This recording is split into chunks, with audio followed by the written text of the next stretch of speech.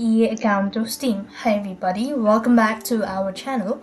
In this video, I'll show you the procedure on how can you link EA account to Steam.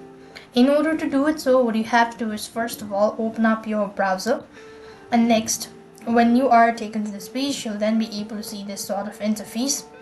So on the search box, you want to go ahead and type in EA or epicgames.com.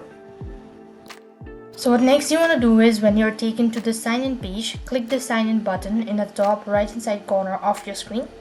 After which you'll then be able to see a lot of options available. Since we're gonna go with the Steam, so select Steam, and you'll then be able to see the pop-up menu, something like this. Now you have to go ahead and confirm your account and all that of things. And once you've actually done it, so you need to go ahead and click on sign in. You just select the account and click on sign in. Then once again, you have to go ahead and make sure to sign in or select the terms and conditions and select it. So as soon as you're done, you'll then be logged in with your Steam account, and that is how you could link it. So now if you want to link in another way, then you could also use Steam.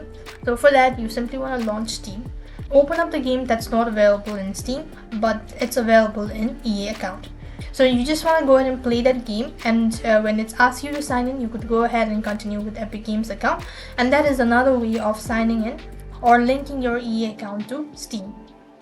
I hope the video was helpful. Make sure to like, share and subscribe. Thank you for watching. See you in the next video.